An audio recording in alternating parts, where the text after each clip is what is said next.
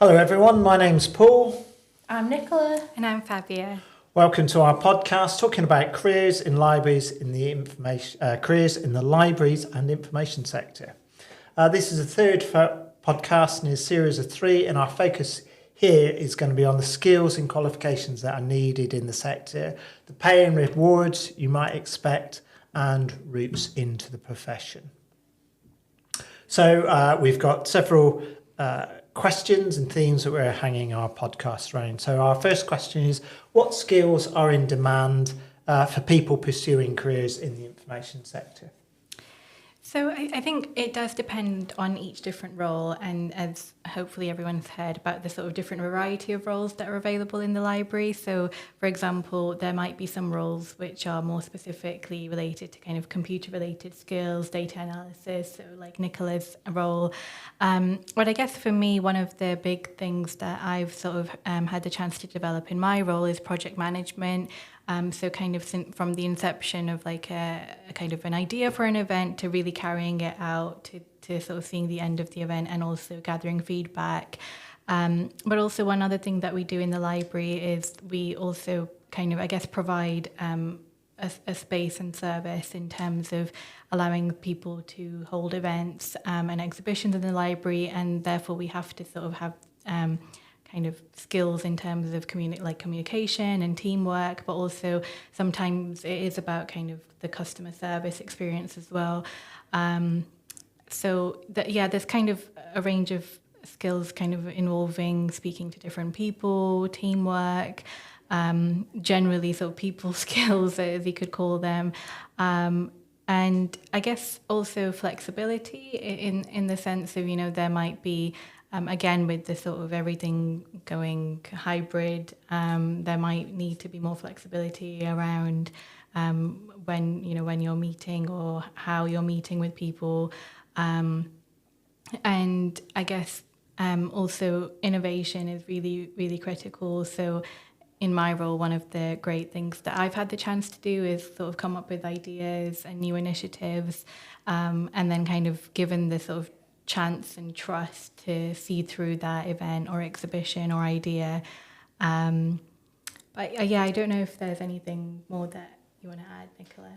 I think off the back of kind of flexibility is recognising, as we've kind of reflected through the other podcasts, the sort of huge variety of things that the library is responsible for.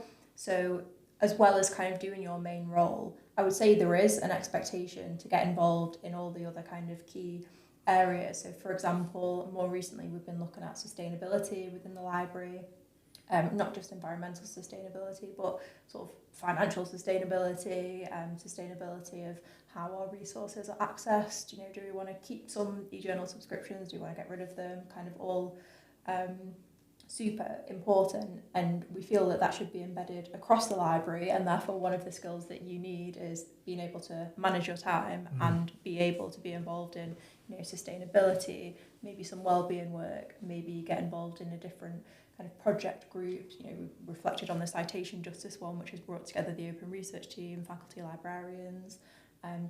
Just sort of having that drive and interest to not be sort of siloed working at a desk, essentially. Yeah. I think increasingly over the years I've realised it's more about project management than it is about many other skills.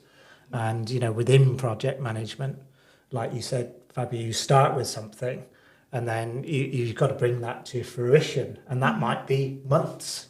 It could be weeks, it could be quick, it could be long, but that then involves working with other people, like you said, time management, all those elements. And I guess, again, like negotiation as well, especially when you are working with other people, you also have to kind of keep in mind the resources that we have in the library, what we can actually offer, and perhaps kind of, what we might need to give up or what someone else might need to give up in order to make something kind of tangible. It does, I think increasingly one thing I guess I hadn't expected as much was that kind of level of people skills that you need in terms of teamwork, but also things like leadership, where sometimes you do have to assume that role of leading a project. and kind of keeping a record of everything and being very clear in that sort of communication. Both within the team, but also, I guess, outside. So one of the other factors in my role is kind of creating promotional material for social media. And that sort of taught me kind of other lessons about accessibility and kind of making content for a purpose. And that's definitely been really, really interesting. But I feel like one thing, again, to note is that a lot of skills are transferable. So, things that I learned during my time as a student at Lancaster, I could sort of bring forward into my current role in the library, and I'm sure the same applies to you, Nicola. Yeah, definitely. Yeah. And, when you kind of get to the point of looking at person specifications and you'll see, the criteria essential, criteria desirable, what I would say is, because so many skills that we demand, they are, transferable skills. Don't be put off if you don't have maybe one sort of specific essential skill. There's research, which I should probably have a reference for, to say that women in particular are less likely to apply for a role if they don't meet all of the essential criteria, whereas a male may decide, do you know what, I only meet 50%, but let's give it a go. Yeah, so correct. We really want to encourage, give it a go kind of thing. We're not looking for perfection kind of thing. We really are keen on, staff development opportunities and things like that. So yeah, definitely, yeah. Yeah, I mean, even sort of coming into this role, I hadn't had sort of an experience working in an academic library, and I really didn't think I had the skills. But I think it is this. I think a really key skill is that willingness to learn and sort of excitement to learn and to find out more about things that you might not otherwise know about. So I'm someone who's like quite stressed about like things like data and anything maths related. And I remember coming in and sort of needing to use Excel and there were some courses available kind of on LinkedIn Learning, but also in the wider sort of university that I did take up and actually like quite enjoyed them. I mean, I'm still not the biggest fan of Excel, but I can use it, which is a lot more than I could say before I sort of started this role properly. And I think and I think also that kind of I guess openness really to learn from each other as well. You get to work with so many different people from all different backgrounds, and there's just so much opportunity to sort of make the most of. So yeah, it's a really exciting field, I think. I think one of the things you said very early on, I think all of us need a degree of people skills to work, but depending on the role you have, there are still quite a few. There's quite a few roles where it is very focused, computer work or data work. So if that's the way you like to work, there are those roles that exist. So some of our colleagues in the technical support team, they do not want to be disturbed because they are very focused dealing with that coding or that sort of detailed data, and some of the content team are doing similar work with metadata and licensing. So those jobs still, which I think some people would be interested in that focused, detailed work is there as well. Yeah, I think generally, like also, I guess this applies for everyone, is problem solving, I think, is a massive skill, which I think encompasses a lot sort of across different jobs. And some people might have problems to solve which are very technical, and some might have sort of more kind of people-related, team-related issues and problems to solve. But definitely, there's a lot. There's sort of so many different skills, and everyone also has different skills, which sort of translate really well in terms of how people can learn from each other and teach each other as well.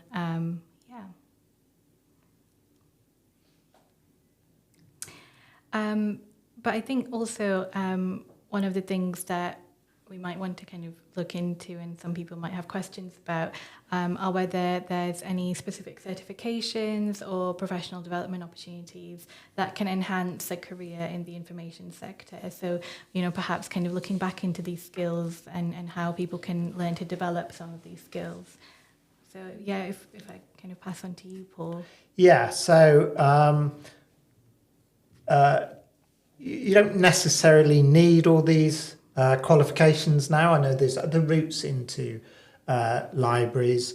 Some people are coming through with experience rather than qualifications. I think in the past you had to have a library degree or a library postgraduate degree.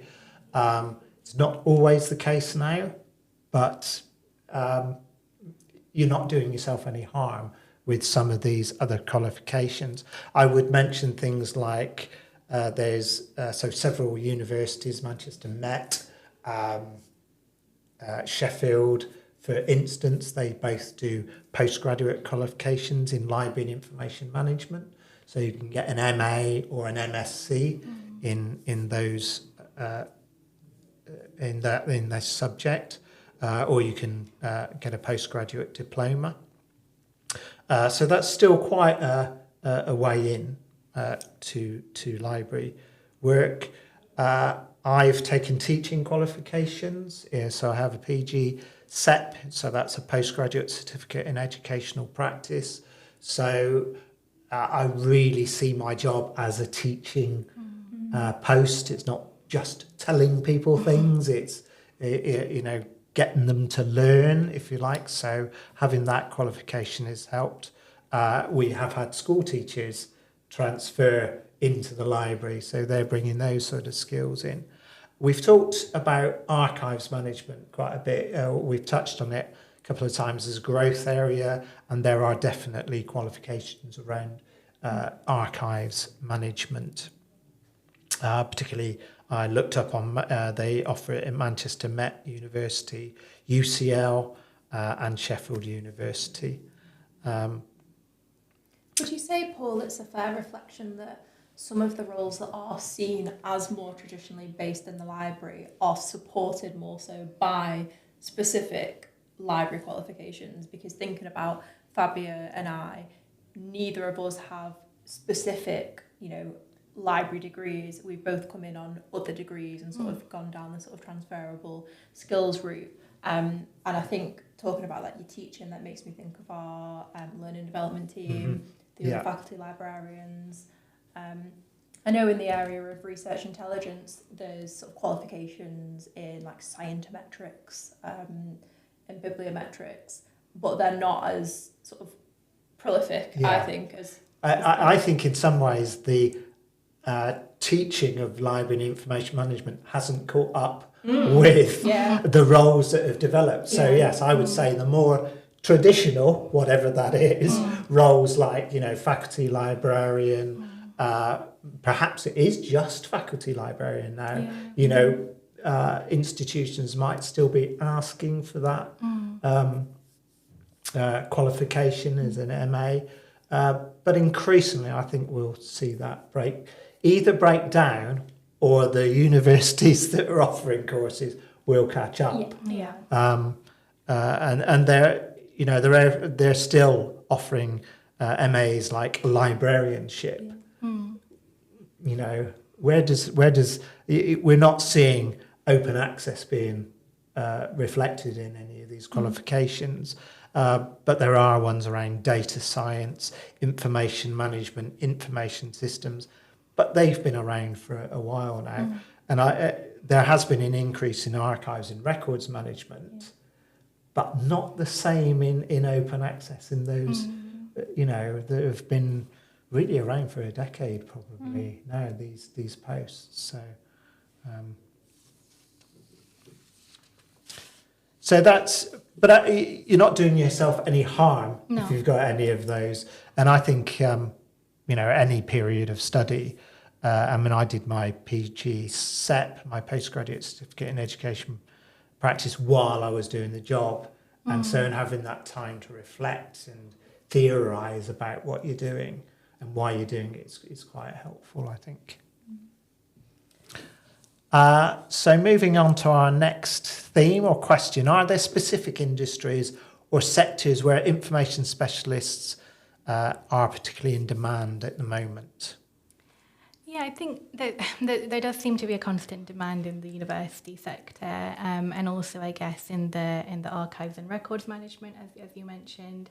And I think you might know a bit more about this, Paul, but about sort of the NHS and kind of the sort of opportunities that are available there. Yeah, and we mentioned before that NHS, they've got an NH Library and Knowledge Service, and a lot of what happens in the NHS needs to be based on solid evidence. You know, if you're developing new treatments or looking at public health or any aspect of NHS, you really need good quality information.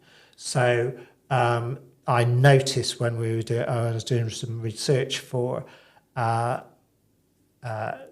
this podcast that some of the universities, MAs and postgraduates, they were offering specialist options on introduction to health librarianship.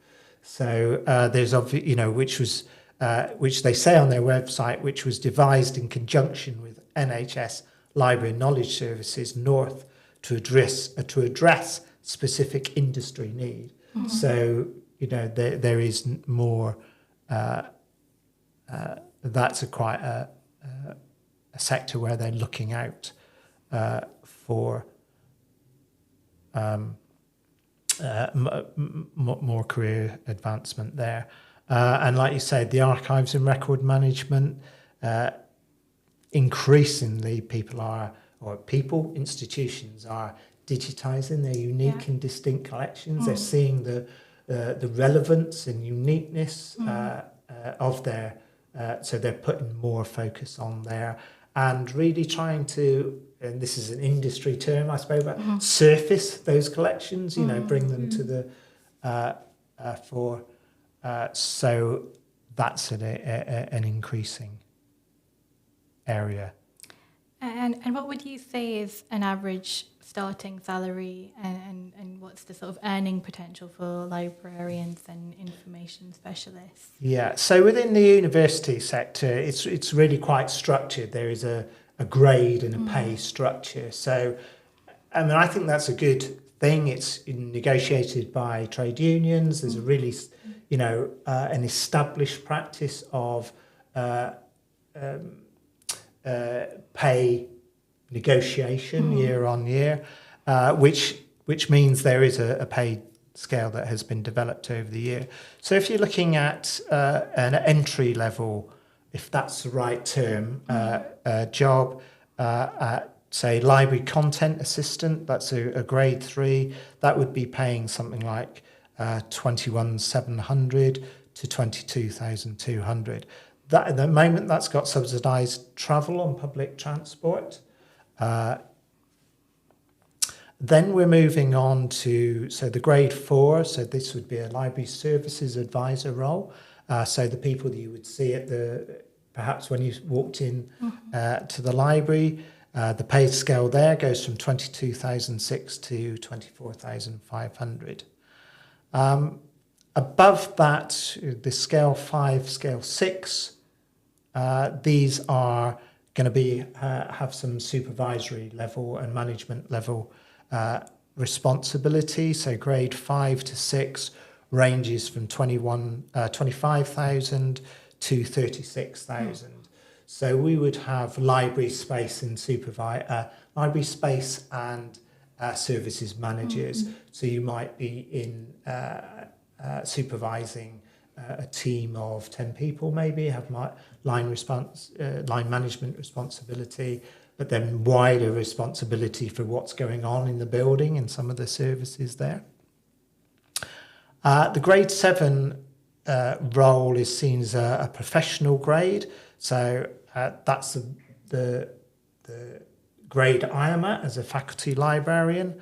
That's paying in the region of 38,000 to 44,000. And this is a pay scale that if you came in at 38, and you stayed here for 5 years, maybe it's shorter than that, 3 to 4 years, you would move up that scale. The earning potential, if we think about the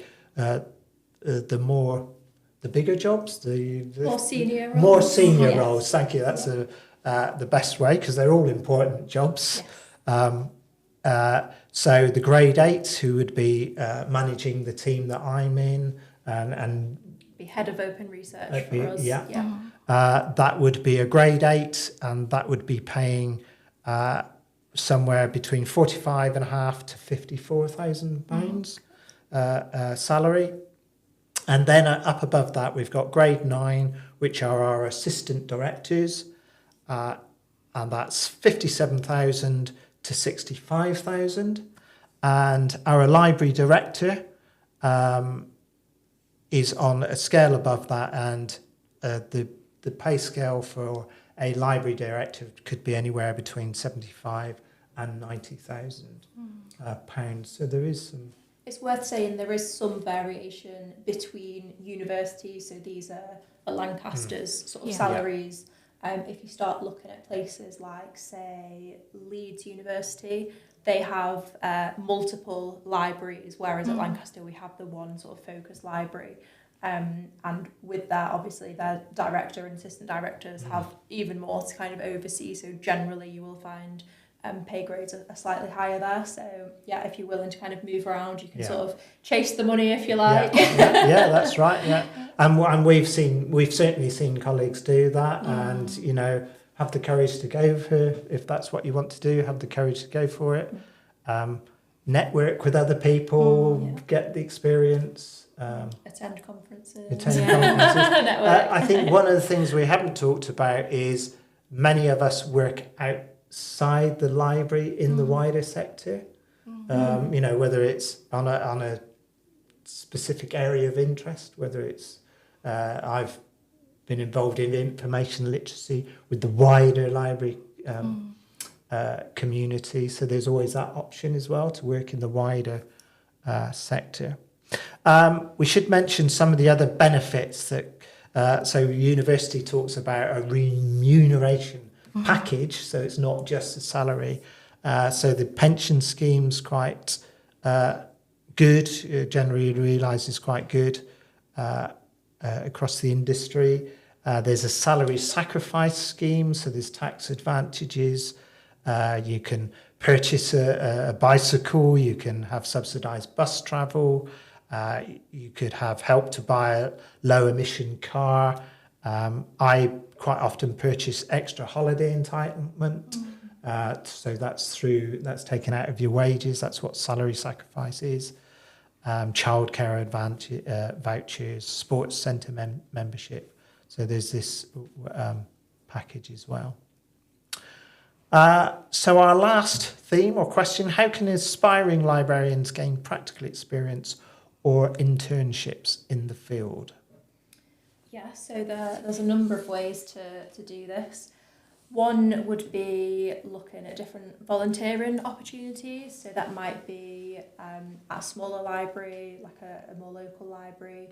Some universities do have sort of opportunities to volunteer. So I know over the years at Lancaster we have had people come in and do sort of career taster sessions.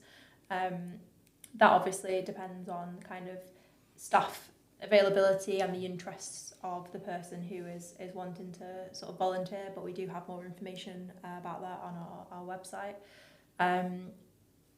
Absolutely excellent way to get in, actually, and I believe, are we recruiting now or has it just closed? So it's just closed, but we have interviews next week, and we've had an excellent number of applications to a very, very high standard. So we've had some library. We have library ambassadors every year who play a critical role in kind of sort of our connection with the student community, and also help. One of their roles is helping out on open days and showing the library to prospective students, as well as being involved in our team meetings and projects that we're involved in as well. Yeah, so we've had a student ambassador regularly attend our library management team meetings. So that is, very senior discussions. Really interested to have the sort of student perspective on that. And I believe we have more kind of content if you do want to find it on the student ambassador role. I know on our Instagram, because should we do a rundown? We've got Instagram, LinkedIn. Facebook, LinkedIn. That is the place to kind of check out when these opportunities do come up. No TikTok yet. Yeah, no TikTok yet. Let us know Soon, if you. Yeah. And I know you already mentioned that you've been involved in sort of project work, and there are, I guess, a few examples.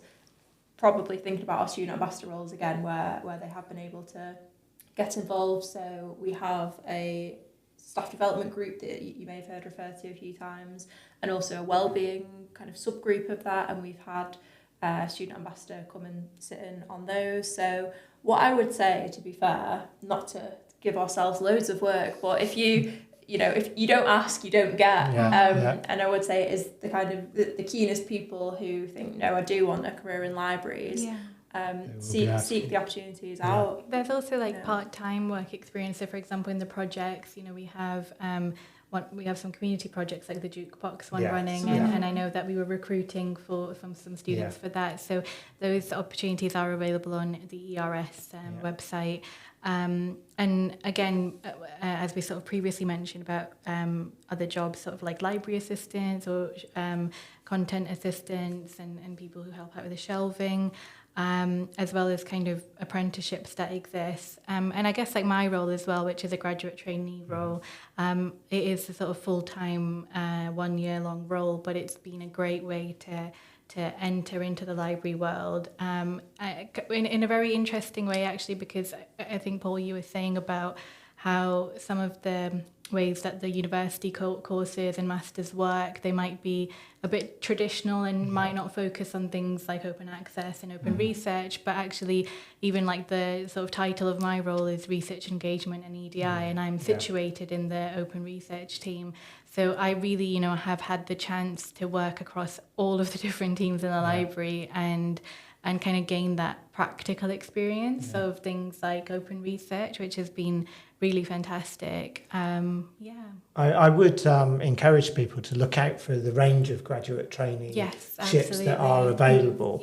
It is still quite an established way of getting into the libraries. So what has happened traditionally is that people will finish a first degree, then look for a graduate trainee job, and there are probably hundreds actually across, if you started looking across the whole of the UK, graduate traineeships in a wide range of different libraries, including House of Commons Library. I think they have one in loads of different areas there. They'll be offered, and they usually, like you said, Fabiha, they'll last for 10 months to 12 to a year, and then you might go on to do the MA after that. So it's a really great way to get into librarianship or the information sector. But I think, as you're mentioning, Nicola, about volunteering, I think as well, because a lot of these jobs are quite competitive as well, but there are still so many ways that people can gain that experience. As I sort of mentioned, in school I was a student librarian, but then during summer holidays I used to volunteer at my public library in Lancaster, and they would have like summer sort of projects and reading challenges that you could kind of help out with, and there's definitely, I think what you said, going back to what you said, Nicola, about if you don't ask, you don't get, and we absolutely love kind of having people do career taster sessions with us, or potentially some work shadowing if they're interested. So definitely reach out to people and learn more about their jobs and roles, and sort of ask questions. And we're all, I think, quite nice. I hope. Well, on a good day. But everyone is very open with sharing their knowledge and sharing their experiences. And I think that's been really great, because some things are like some of my colleagues do work in, for example, research data management, and I'm like, Okay, thank you for letting me know. I can't do that personally, but it was interesting to learn anyway. So there's so many different opportunities and different ways to get in. So yeah, just don't be afraid to ask for help or support. Yeah. Lovely. Well, thank you, Fabia. Thank you, Nicola, for taking part in this very first podcast from the Lancaster University Library. And thank you, everyone, for listening.